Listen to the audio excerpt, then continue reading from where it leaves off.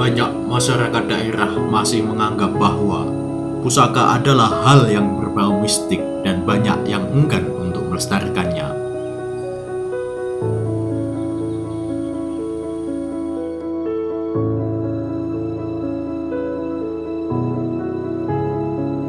Kalau menurut saya keris itu ya cuman budaya aja ya. Saya kurang begitu paham dari mana, dari zaman apa maksudnya ya gitu. Saya tuh awam aja, tapi di rumah juga ada keris kok. Keris itu mengandung unsur magis yang sangat kental. Itu tadi adalah berbagai opini tentang sebuah pusaka. Ada yang bersikap skeptis, tidak tahu tentang arti dari sebuah pusaka, dan tak ingin tahu. Ada yang bijak menyikapi dengan sebuah sejarah, dan juga ada yang menyikapinya dengan rasa takut. Kita harus menyikapi dengan benar. Ini bukan tradisi sebuah agama, tetapi tradisi yang diturunkan oleh leluhur terlepas dari agama tertentu.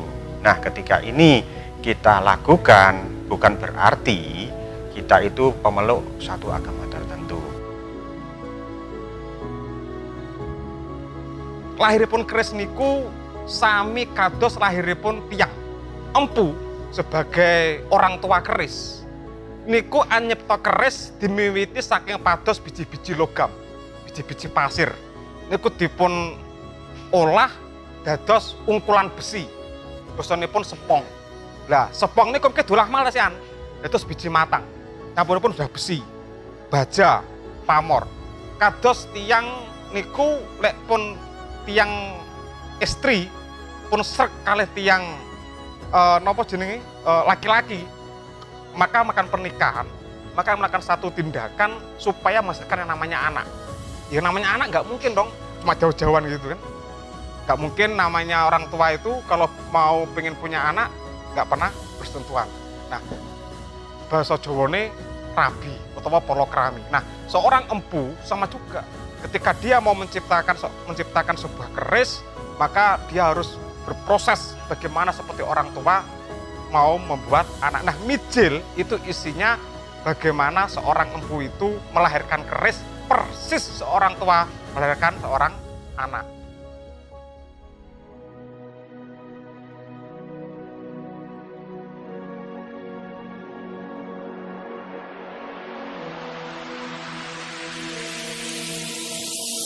Paradigma yang awam mengenai sebuah pusaka akan membentuk sebuah dogma yang menurut sebagian orang adalah sesuatu yang negatif, yang disinggungkan berbagai macam aspek dari agama hingga budaya. Dari semua hal tersebut mengilhami berdirinya PDRC di Kabupaten Blitar, yang mana salah satu tujuannya adalah meluruskan pemahaman tentang pusaka.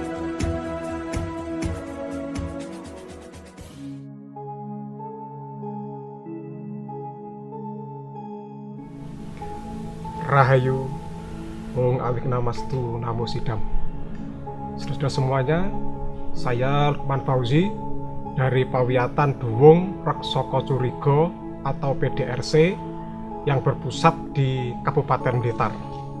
Pawiatan ini berfokus untuk pendidikan tentang segala jenis tosanaji, ada keris, tombak, wedung, dan lain sebagainya. Pawiatan ini berdiri tahun 2021 dengan kepengurusan awalnya hanya 4 orang, saya sendiri, lalu ada Mbah Empu Soeharnoto, ada Mas Andri Setiawan, ada Bapak Yohanes Marsuan. Kita bersepakat dengan musyawarah waktu itu untuk mendirikan sebuah pawiatan yang tujuannya mendidik masyarakat tentang tosanaji secara benar. Benar dalam arti keilmuan kita memiliki jalur-jalur yang jelas dari guru-guru kita. Yang kedua, benar dalam arti kita memiliki banyak literatur untuk dikaji, sehingga siapapun yang ingin belajar tentang tosanaji bisa di tempat kami. Yang kedua, PDRC ini punya tujuan untuk melestarikan, mengembalikan lagi ajaran-ajaran Jawa, pengetahuan-pengetahuan Jawa, khususnya bagaimana ritual yang berkaitan dengan tosanaji. seperti jamasan dan hal-hal yang lainnya. Di dalam Tosanaji ini yang kita fokuskan adalah memberikan filosofi yang benar kepada masyarakat mengenai seluruh detail-detailnya Tosanaji, atau yang dalam keris itu namanya adalah rincian ya. Ini kita berikan secara benar. Supaya apa? Supaya masyarakat kita itu bisa memahami Tosanaji dengan benar, bukan sesuatu yang sifatnya mistik, tetapi hal-hal yang bisa dikaji secara rasional. Di PDRS ini juga ritual-ritual yang kita kembangkan, yang kita lestarikan itu mengacu kepada catatan-catatan leluhur, baik itu di dalam rontal, relief-relief, candi, ataupun prasasti-prasasti yang ada. Mengapa demikian? Karena kalau kita melihat sejarah Tosanaji itu secara tutur itu muncul abad 2 Masehi yang berkembang sampai sekarang. Dan pada era-era dulu seperti Majapahit, Singosari ke atas, itu para empu mewariskan ilmunya secara turun-temurun. Empu kepada cantreknya, dan cantreknya lagi nanti menjadi empu, terus ke cantreknya. Nah, di PDRC ini silsilah Tosanaji selain mengkaji yang sifatnya fisik, buku-buku ataupun yang lainnya, juga kesambungan ilmu itu dijaga ya, sehingga tidak putus. Sehingga kalau kita mau bicara Tosanaji itu bisa bertanggung jawab dengan benar. Bicara Tosanaji, nah ini kalau dalam kamus bahasa Jawa itu Tosan itu artinya tulang ya. Aji itu yang bernilai. Makanya kalau kita membicarakan Tosanaji, kenapa kok seperti tulang, kok bernilai? Yang pertama, Tosanaji itu merupakan logam yang terdiri dari 3 hal, yaitu besi, baja, dan pamor. Dan tiga-tiga ini merupakan anatomi tubuh manusia. Ya, kalau pamor itu seperti kulit, lalu besinya itu daging, maka bajanya itulah yang disebut dengan tosannya, yang paling keras, belum tulangnya. Tidak semua logam bisa disebut dengan Tosanaji. Tosanaji itu logam yang ditempa oleh seorang empu berdasarkan pemesanan seseorang yang dikaitkan dengan kalender Dewi Sri, khususnya Pawukon. Kalau kita bicara logam kan banyak, ada cangkul, ada belati, ada pecok, ada pisau. Itu bukan Tosanaji, logam biasa aja. Tetapi kalau bicara Tosanaji itu hanya khusus logam yang ditempa oleh seorang empu dengan 3 jenis tadi, sehingga menghasilkan satu bilah senjata yang itu bernilai guna, seperti keris misalnya. Yang ketiga, Tosanaji itu berkaitan dengan Pawukon, wuku, ada 30 wuku. Setiap manusia itu lahir itu tidak lepas dari 3 hal, hari, lalu pasaran atau Poncoworo. Yang ketiga itu adalah wuku. Dengan ketiga inilah manusia yang pesan pusaka kepada seorang empu itu akan dibuatkan dalam jangka waktu yang tidak bisa ditentukan. Makanya kalau ada orang pesan Tosanaji minta waktunya sehari 2 hari, itu nggak mungkin.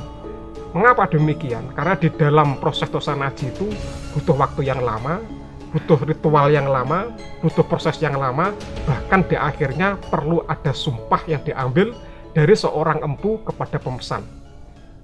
Jadi Pawiyatan ini ingin mendidik masyarakat dengan benar, supaya tidak ada kesalahpahaman ketika masyarakat ingin pesan pusaka itu tidak sesuai dengan keinginannya, tetapi dilihat dari kapan dia lahirnya, pasaran apa dia lahirnya, lalu wuku apa dia lahirnya. PDRC ini sebenarnya tidak hanya berkaitan dengan bagaimana membuat Tosanaji, tetapi juga kita ingin membangun satu budaya yang berjati diri untuk Indonesia. Keris yang sudah disahkan oleh PBB sebagai warisan Nusantara, khususnya Indonesia, ini harus kita jaga. Jaga dari apa? Yang pertama, kita jaga dari orang-orang yang tidak memahami Tosanaji. Yang kedua, kita jaga dari pemanaan yang keliru. Di mana kelirunya? Karena banyak makna-makna di keris itu entah pada era apa, itu sehingga memiliki makna yang berbeda, yang tidak sesuai dengan apa yang diajarkan oleh para empu-empu leluhur Majapahit. Kita ambil contoh misalnya, kalau kita bicara keris, ini saya ambil satu. Ini hasil karya Pawiatan, ya. Keris ini merupakan logo sosro, ya. Ini bisa dilihat. Ini hasil Pawiatan yang dibuat oleh Mas Andri, dia sekretaris BDRC. Kenapa kita ingin memberikan satu edukasi yang benar? Kalau kita bicara tentang keris, banyak sekali orang itu salah paham tentang logo sosro. Kalau mencari keris logo sosro, itu nanti untuk hal-hal yang sifatnya material, misalnya pesugihan atau dia ingin mencari kekayaan, padahal bukan. Ular di dalam mitologi Jawa yang sudah punya mahkota itu disebut dengan naga, yang tentunya ini naganya nggak sama dengan dari luar. Nah, keris ini kenapa harus mengambil dapur Nogo? Karena untuk menjadi seekor naga, ular itu harus bertapa ribuan tahun. Ini mitologi ya, nanti kita bisa jadi pembelajaran kita. Ketika orang itu pesan keris Nogo Sosro seperti ini, maka dia sanggup nggak untuk mengendalikan dirinya, memanage dirinya. Lalu ketika keris itu dimasukkan ke warangka, itu artinya keris itu disembunyikan dengan baik. Tidak boleh asal menempatkan, ya. Taruh di bawah juga nggak boleh, minimal di samping. Kenapa tidak di depan? Kalau di depan, artinya kita menantang orang. Ini yang harus kita jaga. Tapi kalau di samping, ya hanya sebagai penjaga yang dibutuhkan ketika dalam kondisi yang mendesak. Keris sebagai warisan dari leluhur Jawa di dalam Pawiatan ini menjadi satu ikon yang luar biasa. Bagi kami, keris itu sebuah kitab suci. Mengapa kitab suci? Kalau orang itu memahami pengetahuan keris, dia akan memahami tentang asal-muasal dari mana kita berada dan akan kemana kita hidup ini. Saya kasih contoh misalnya, ini keris Lok 13 ya. Di keris ini ada yang namanya gonjo. Gonjo ini simbol feminim ya, atau ibu. Lalu nanti di sini ini ada peksi. Peksi ini orang Jawa nyebutnya garan. Peksi ini simbol dari maskulin atau laki-laki. Ketika maskulin dan feminim itu menyatu, maka dia akan melahirkan satu sosok baru, dan inilah yang disebut dengan kehidupan. PBB itu sudah mengakui keris sebagai warisan budaya Indonesia. Kalau PBB sendiri mengakui sebagai ini warisan budaya Indonesia, kenapa tidak kita lestarikan? Banyak anak-anak muda kita itu lebih suka kepada senjata bangsa asing. Misalnya ada orang suka kepada katana, ya. Sementara mereka tidak suka kepada warisan dari leluhur sendiri. Setelah orang itu punya pusaka, maka kewajiban berikutnya adalah sesuci atau jamasan. Di dalam PDRC, Pawiatan kami itu, kalau jamasan dia dilaksanakan pada tumpak landep. Tumpak itu artinya bertemu, ya, numpak. Dalam bahasa Jawa itu berkelindan. Di mana berkelindannya? Pertemuan 7 hari dalam hitungan Jawa atau Saptaworo dengan hari terakhir Poncoworo. Ini tepatnya pada hari Sanis Coro Asih atau Sabtu Kliwon pada wuku landep. Kenapa harus wuku landep? Landep itu artinya tajam. Yang dibasuh itu harus tosanaji. Jadi tidak bisa semua logam. Pisau dapur nggak bisa disesucikan. Kenapa? Karena logamnya hanya tunggal. Sementara kalau keris itu logamnya 3, maka dari situ harus disesucikan. Suci dari apa? Yang pertama, bahan keris ini itu berasal dari Ibu Pertiwi, dari nikel, pasir besi, pasir baja, yang di semua situ sudah merekam seluruh memori kehidupan selama ribuan tahun. Dikhawatirkan ketika dibuat sebuah tosanaji, dia akan membawa rekaman-rekaman atau residu-residu yang sifatnya negatif. Yang kedua, ketika orang itu memesan keris, sifat sifatnya orang yang pesan keris itu, dia akan ikut di dalam keris ini. Maka diharapkan sifat-sifat yang kurang baik, mungkin iri, dengki, itu harus dibersihkan di dalam acara tumpak landep. Maka dari situ orang yang menjamasi keris ini harus ikut ritual dari awal sampai akhir. Yang ketiga, ketika kita bicara keris, kenapa orang Jawa harus punya keris? Ya, bukan yang lainnya. Tadi saya bilang, keris itu kitab suci. Kalau orang beragama punya tuntunan, punya norma dalam kehidupannya, orang Jawa tuntunannya seperti keris. Tajamnya kanan dan kiri. Kalau pisau, tajamnya kan di bawah. Kalau tidak mengenai orang lain, maka mengenai diri sendiri. Kalau hukum itu seperti keris, maka akan mudah diterapkannya.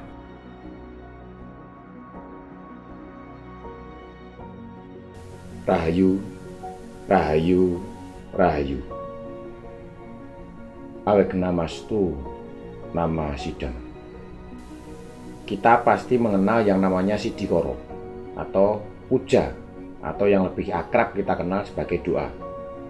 Nah, dalam upacara puja ini, tentu saja kita juga memerlukan banyak sekali yang namanya uborampen atau sesajen yang kaitannya dengan perkerisan atau sajen-sajen yang memang diperuntukkan untuk duwung itu sendiri. Sudah banyak dijelaskan dalam beberapa narasumber atau beberapa ahli terkait dengan tumpak landep, yaitu di mana harinya jatuh pada hari Sabtu Kliwon, Wuku Landep, di mana hari ini dipilih oleh leluhur kita untuk menyucikan pusaka-pusaka yang dimiliki, baik itu berupa tombak, keris, pedang, wedung, dan lain sebagainya. Untuk tumpak landep yang kita selenggarakan ini memang kita muncul dengan tumpak landep versi Jawa. Yang pertama yaitu sebelum adanya acara tumpak landep, kita pasti akan mempersiapkan yang namanya satu, piuning, atau kita sowan kepada leluhur-leluhur yang menjadi atau yang dipercaya sebagai leluhur yang menitiskan atau menurunkan pakem keilmuan tentang Tosanaji di sekitar Blitar.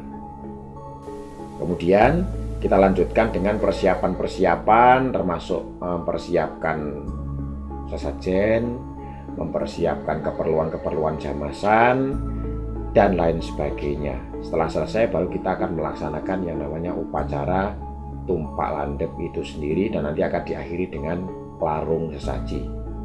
Agar lebih jelas mungkin akan saya jelaskan dari awal. Yang pertama, kita sebelum acara tumpak landep itu kita mulai, di hari sebelumnya pagi atau biasanya Jumat pagi, kita akan melaksanakan yang namanya acara piuning, atau kita sowan kepada leluhur-leluhur yang dipercaya menurunkan pakem keilmuan tentang Tosanaji yang ada di sini. Yang pertama kita pasti akan sowan ke Plumbangan. Plumbangan sendiri merupakan daerah yang diyakini sebagai bekas pusat panumbangan di era klasik dulu. Nah, Plumbangan yang kita jadikan sebagai tempat piuning ini dipercaya sebagai salah satu tempat kadewa guruan yang kebetulan di situ ada dua corak, yaitu Kasaiwan dan Kasugatan. Di sana itu adalah asrama atau pasraman tempat para pendeta, kemudian ada para empu dan lain sebagainya. Maka kita sowan ke sana, kita ngalap berkah atau kita meminta doa restu para leluhur kita agar upacara tumpak landep yang akan kita laksanakan bisa mendapat kelancaran. Kemudian selanjutnya kita akan sowan ke petilasan yang Puromoyadi yang ada di Kromasan.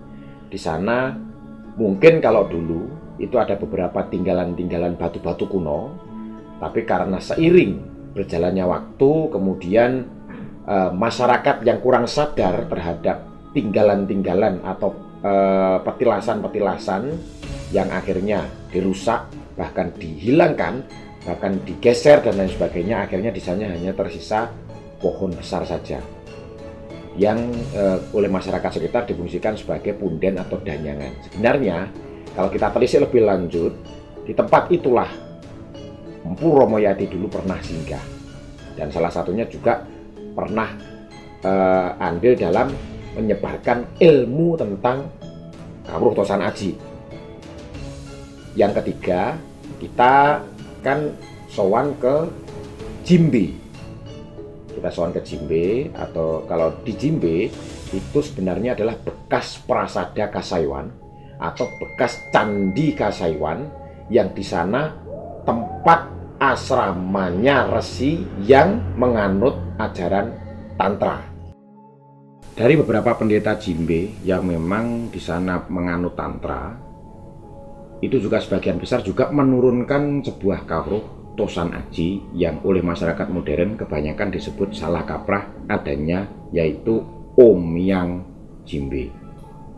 Padahal di sini adalah sebutan di mana di Blitar sendiri memang pernah lahir sebuah dapur khusus yang menjadi ciri khas Blitar, yaitu Omyang Jimbe. Berbeda dengan Omyang. Kalau Omyang itu artinya adalah orang yang berbicara ngelantur, tapi kalau Omyang itu adalah ketika kita bermeditasi, kita mengheningkan cipta, kita menyebut kepada Maha Kuasa.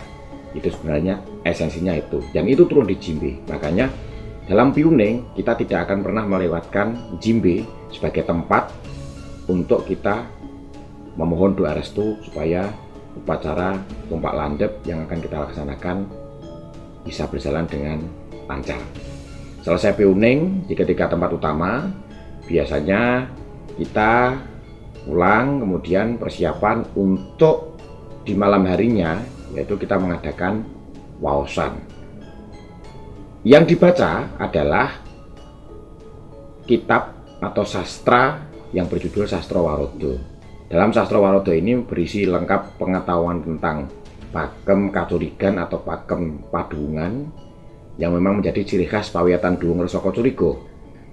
Yang kita baca atau yang kita kumandangkan pada waktu malam hari itu adalah tembang mijil yang memang diambil dari pupuh mijil Sastra Warodo. Purweng ngandhap yepi Beng panitesipun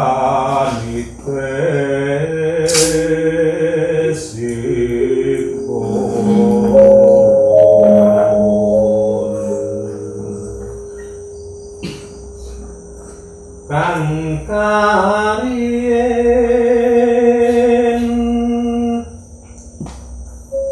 aranira peksi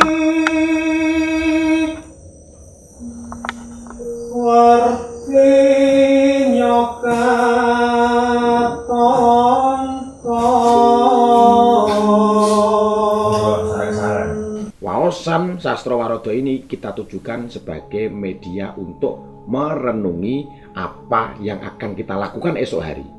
Karena pada esensinya kita melakukan tumpak landep ini juga sebagai sarana malukat pusaka apabila pusaka yang ada di sini mempunyai ikatan-ikatan perjanjian pada masa lalu yang menimbulkan efek negatif. Maka dari itu dalam upacara ini semua itu kita luruskan, kita kembalikan sesuai dengan fungsinya, kita kembalikan sesuai dengan tujuan seperti apa yang diinginkan oleh empu yang menciptakan pusaka itu. Setelah waosan selesai, biasanya kita lanjutkan untuk merakit semuanya, baik itu sesajen yang untuk pusakanya, kemudian sesajen ageng dan lain sebagainya. Kalau secara umum sesajen ini hanya terdiri dari bunga yang mewakili 4 kiblat, yaitu kiblat timur diwakili dengan warna putih, kiblat selatan diwakili dengan warna merah, kiblat barat diwakili dengan warna kuning, dan kiblat utara diwakili dengan warna hijau. Warna hijau yang ada di utara ini sebenarnya adalah simbol dari anasir warna hitam. Kemudian di tengahnya itu adalah moncowarno atau warna yang mewakili 4 warna yang ada tadi. Untuk yang warna putih biasanya kita diwakili oleh bunga mawar putih, kemudian warna merah kita diwakili oleh bunga mawar merah, warna kuning kita diwakili oleh bunga kamboja, warna hijaunya bunga kenanga, dan yang di tengahnya kita pakai irisan pandan. Itu adalah simbol dari kiblat 4 di bawahnya ada puring, ada andong merah dan lain sebagainya, di mana semua ini adalah wujud anasir yang membangun keris itu sendiri. Ada anasir angin, ada anasir api, ada anasir tanah, dan kemudian ada anasir air. 4 anasir ini memang tidak bisa dilepaskan ketika seorang empu membabar pusaka. Maka dari itu 4 unsur ini yang akhirnya menyatu dalam pusaka atau dalam keris. Yang di akhir atau ketika keris ini selesai, maka yang muncul adalah isoteri keris yang merupakan manifestasi dari makrokosmos. Dari sini kita sama-sama bisa memahami bahwa dalam keris ini sebenarnya bukan termasuk punya kesaktian yang lebih, punya kesaktian yang tinggi karena ada kodam yang kuat, kemudian ada wujud naga, wujud anjing, wujud singa dan lain sebagainya, bukan. Tapi dalam keris ini adalah manifestasi dari makrokosmos itu sendiri. Adanya air, api, angin, tanah, dan lain sebagainya yang menyatu dalam keris. Kemudian oleh sang empu ketika menempa, itu hati, pikiran, dan seluruh yang ada dalam jagat alit si empu tersebut memang benar-benar vertikal kepada Tuhan Yang Maha Kuasa, sehingga pusaka ini akhirnya dikatakan oleh orang Jawa sebagai pusaka yang ampuh, bertuah, punya yoni, berisoteri tinggi. Karena apa? Ini adalah kekuatan doa dari sang empu yang didukung oleh kristalisasi dari seluruh anasir alam yang menyatu dalam keris tersebut.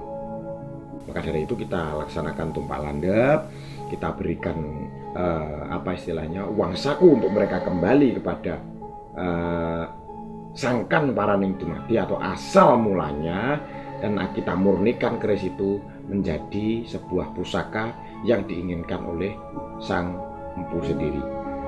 Setelah selesai upacara tumpah landep, kita akan akhiri dengan acara larung sesaji.